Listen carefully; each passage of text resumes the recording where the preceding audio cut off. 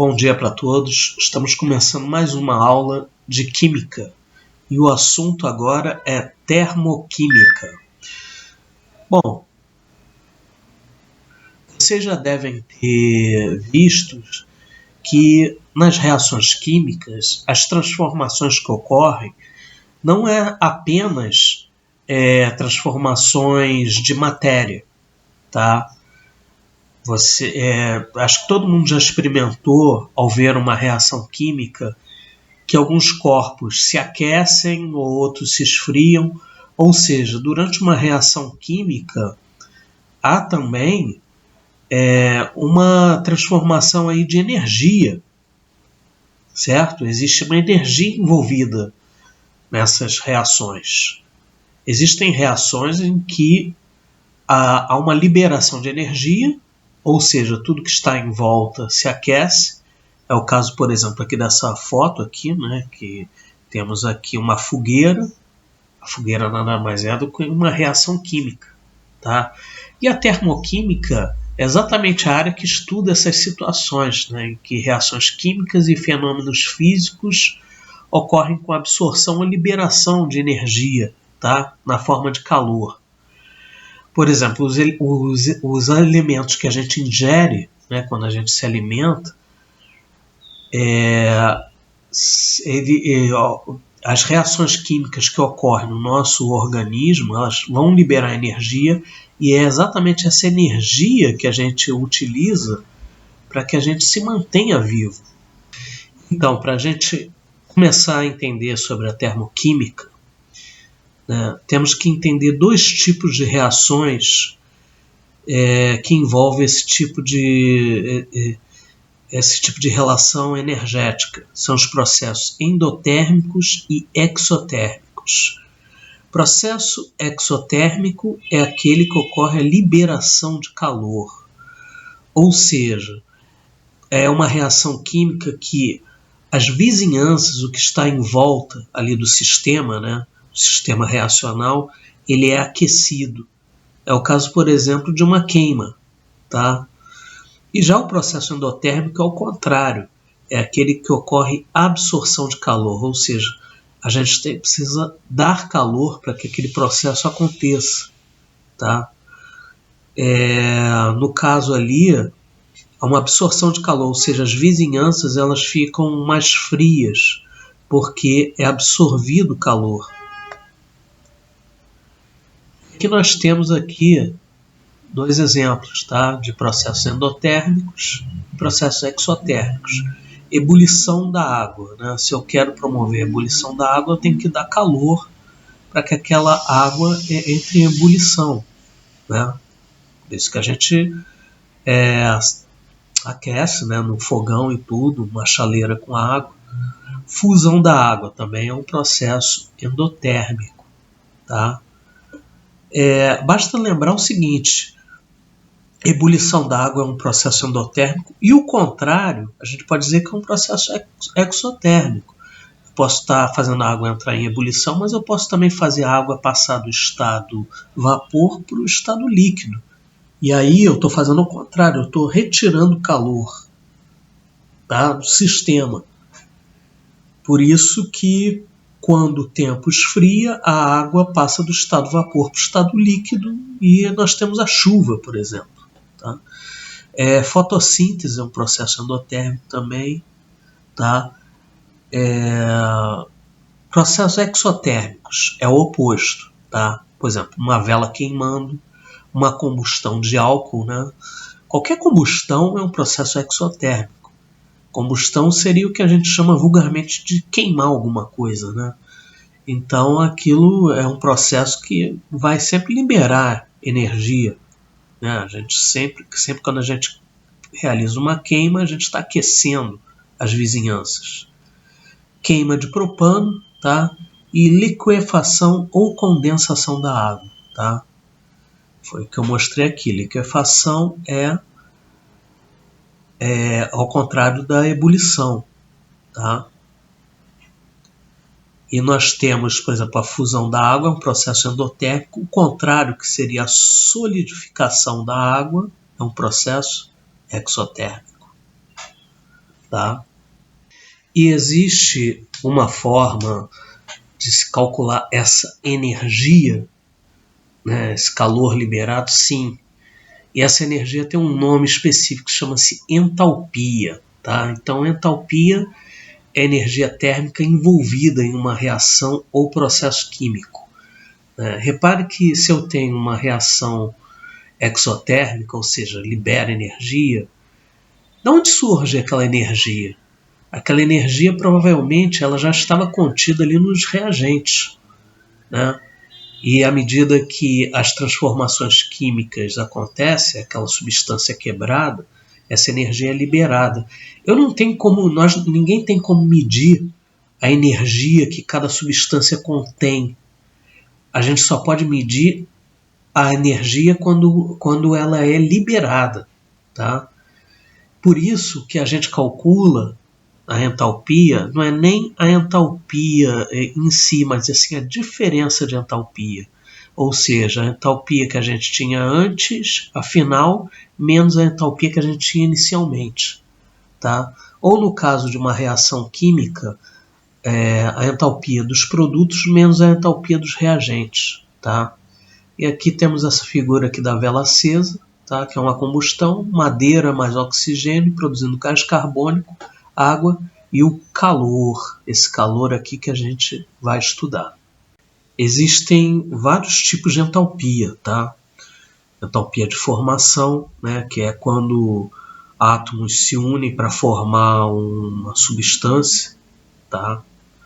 Entalpia de combustão, que são em reações de combustão, queima, tá? E tem vários tipos, né? Entalpia de neutralização, ou seja, quando um ácido reage com uma base para neutralizar.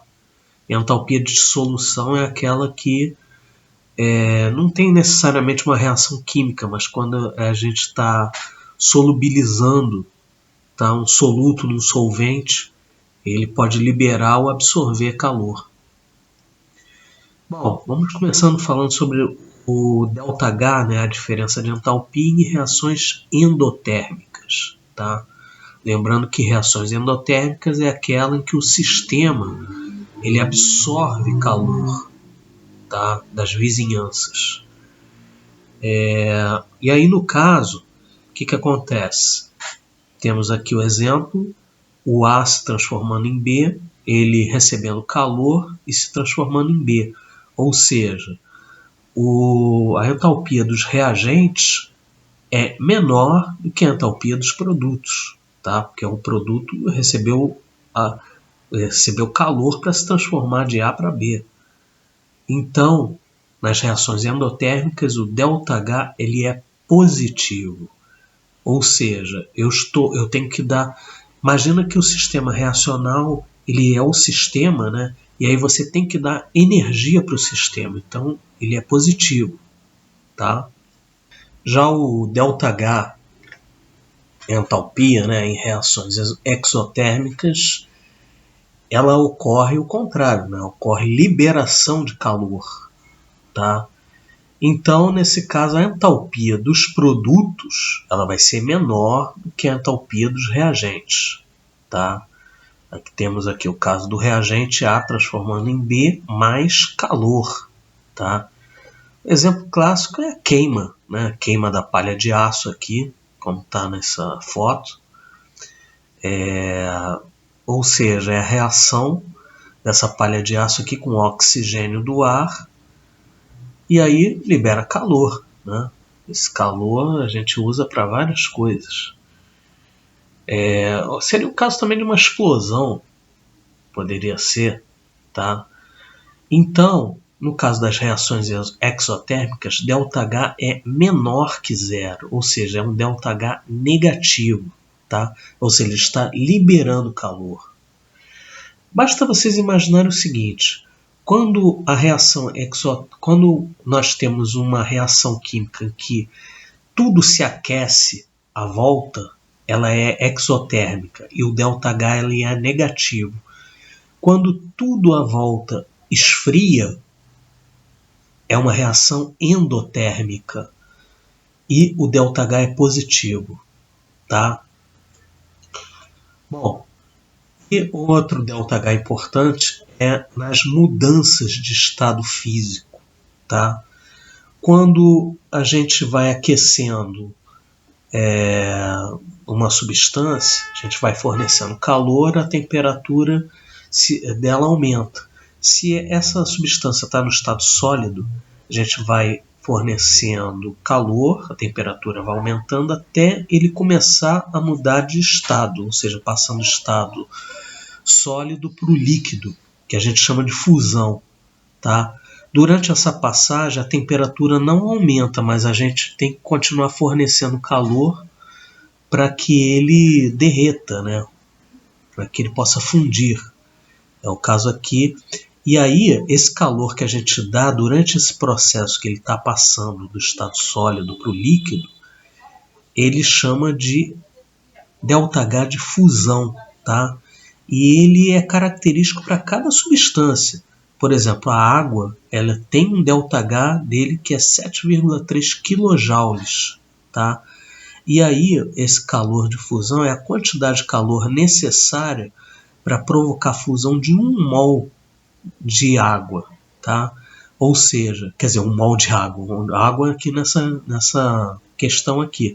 Então, são 7,3 kJ por mol, tá? Esse é o calor de fusão da água, tá? E aí temos também o calor de vaporização, que é a passagem do líquido para o vapor, tá? Mais 44 kJ.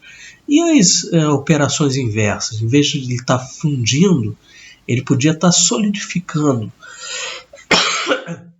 Nesse caso, o valor é o mesmo, só que com um sinal contrário. Seria menos 7,3 kJ, tá? Porque aí a gente teria que retirar calor para ele passar do estado líquido para o sólido. E na vaporização, né, no caso a gente teria uma liquefação, que é o contrário, seria menos 44 kJ por mol. E aqui nós temos o ΔH, né, mostrando aqui como acontece essa mudança aqui no caso da água, tá? Ele passando do 1 mol, né, lembrando sempre que isso aqui é para 1 mol. Se for para 2 mols, seria o dobro disso, tá?